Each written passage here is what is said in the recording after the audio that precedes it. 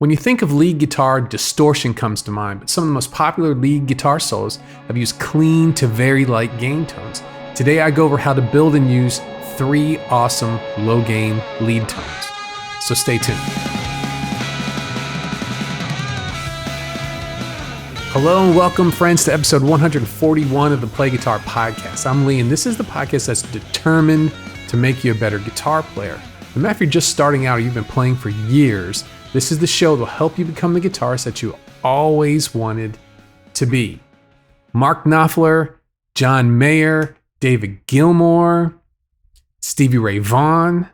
The list could go on and on, but these fantastic guitar players know how to build a great guitar tone. The thing is if you listen to a lot of their music, it's not at all full out distortion. It's not full out drive. A good percentage of their classic solos use less than dirty tones. So once you're up and running and you're cranking up the distortion, you add an overdrive pedal in front of it, that's your go-to. It gets pretty easy, but it can be difficult to find a tone that gets your point across and it fills out the sonic space and features your skills when you don't have that crutch, that distortion that hides a lot of unflattering mistakes. What I'd like to do today is build 3 different low to no drive tones and show the tips and tricks of how to make them sound great. Let's talk about clean lead first. It is just what it says. It's clean. Just the clean sound of your amp. No drive, no gain, no distortion or fuzz. Whatever you want to call it, it's not there. It's the bottom floor of your tone. And other than strumming a few chords, it doesn't get used a whole lot by most players. But let's take a listen to the clean tone I came up with today.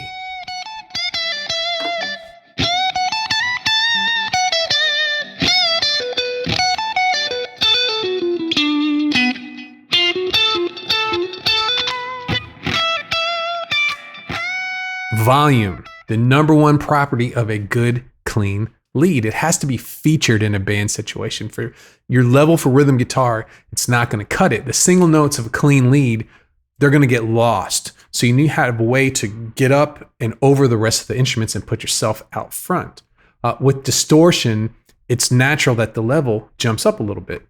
But for clean, you have to think ahead. 2 ways to make this happen. The first is to set your amp to the highest volume that you're going to need. Not the maximum volume, but just how much you're going to need to peak out over the band. But won't that make my rhythm guitar too loud? It sure will. All you have to do is use the old volume knob on your guitar or a volume pedal. Roll it back to normal volume and then dial it wide open for leads. It sounds simple, but you'd be surprised at how many people have a hard time with this. It's just natural for guitar players to want to turn everything up and run everything on 10 all the time. But then the thinking is, I'm going to need some sort of a pedal to get louder. But this is also a good idea for dirty tones as well. The lower the output from your guitar, the less the distortion comes through. The second way is to push the amp with some sort of a clean boost. For a clean boost pedal in the effects loop, that's the best idea. It just gives the power amp of your amplifier more to amplify. It doesn't slam the front end of your amp, and it doesn't rob you of the next topic that we really need to be concerned with, and that is headroom. Headroom is how much volume you can pump into something or how loud you can crank your amp before it starts to distort. If you try to boost your amp with a pedal into the guitar input of your amp, you're going to start to hear some distortion. It's not necessarily a bad thing. You're just not what we're trying to get right now. Higher wattage amps tend to have more clean headroom than smaller ones. Let's talk about compression. One thing that distorted guitar sounds have all over clean sounds is they have compression. When you distort a guitar signal, it clips. It cuts off the peaks of the loudest waveforms, and this makes the peaks quieter and closer in volume to the quieter sounds. It crunches the waveform, and it gives you an added bonus, perceived sustain. You don't hear how drastic the volume is from the attack of a note all the way to the end. It all sounds very even. And this is important because when you need to be the focus of attention and you're needing to be heard over the other instruments, compression keeps all of your playing at a similar volume and out in front. Clean amps don't have a lot of compression, but don't worry, there's an easy fix for this. and that's the compressor. Mark Knopfler, David Gilmour, they're masters of using compression on clean guitars to give the impression of lots of sustain, but still remaining a clean sound. The last thing that's usually used to dress up a clean lead guitar sound is delay and reverb. These two effects put your guitar in a space. You can think of delay as the smack against the closest wall to the amplifier. And you can think of reverb as the sound of it in the whole room. Making sure that you place the clean lead is really important to adding interest to a relatively normal sounding guitar. The next step up from clean lead is playing on the edge of breakup. The sound is very interesting because you're getting the best of both worlds. You're having a tone that's sometimes clean and sometimes dirty. It's very expressive. It's very interesting. And being able to do this without having to stomp on a pedal to change sounds, it makes things super easy and very expressive. It's called being touch sensitive. Setting your amp, or you can do this with pedals, on the edge of breakup so that when you pick light, you get a clean sound. And then when you pick with a heavy strong attack, your tone starts to saturate and distort. Players say that they don't have to think when you have a tone like this. You just have to feel. You can get all sorts of emotions out of your guitar just from how you use your guitar pick. And there's two ways to do this as well. One's by setting your amp and also by setting your pedal. If your amp has some sort of a drive channel, this becomes easy. You just turn the drive channel down and start playing. Then start turning it up slightly until you hear a slight breakup in your playing. Then you try it out.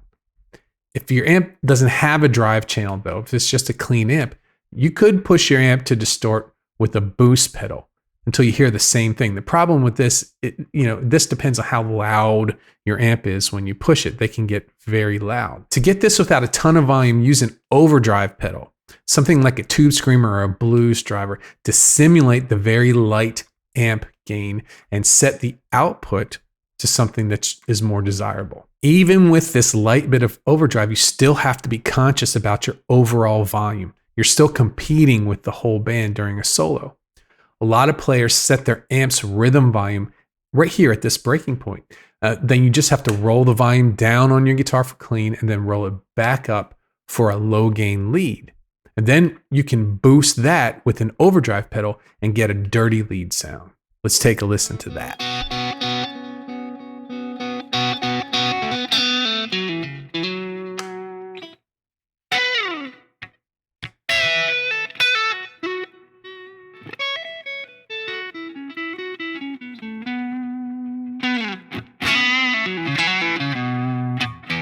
Using an overdrive pedal is by far the most common way to get a good lead sound. You can dial in the amount of distortion you want with the drive knob. You can set the tone of your lead sound, and you can also adjust the overall volume with the output knob. It's really, really easy, and it sounds great.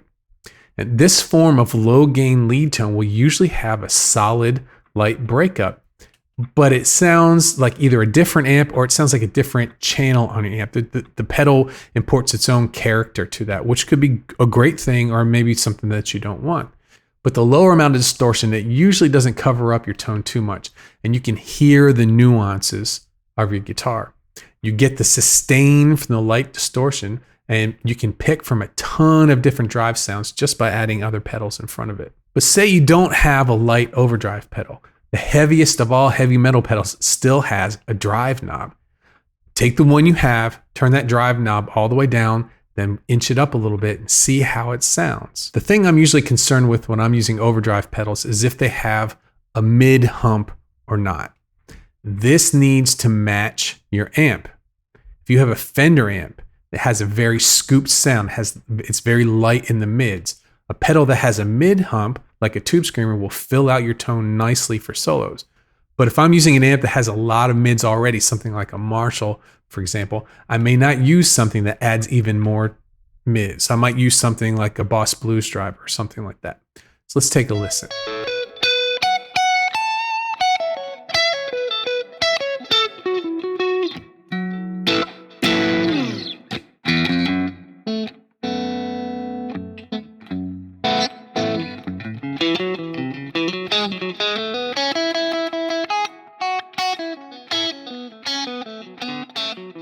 Hey, I've got something really fun and free for lead guitar players. It's my free course called Get Your Blues Solos Under Control. It's my 6 steps for successful blues lead guitar. So many players have used this to understand and start moving forward with not just the blues, but blues-based soloing in rock, funk, jazz, and country as well. And you can sign up for the free course at freeblueslesson.com. So that's a wrap. Thanks for joining me today for the Play Guitar Podcast. If you like what you heard, please subscribe to the show in Apple Podcasts, your YouTube, or your favorite podcast player. Also, I really appreciate it if you could leave a review for the show. If you're just starting or you're new to the guitar, head over to starthereguitar.com and check out my premium 11-week beginner's course that will give you the foundations you need to move forward correctly on the guitar. Follow me on all my different social media pages. Links to them are at playguitaracademy.com. Thanks again, and I'll see you on the next episode.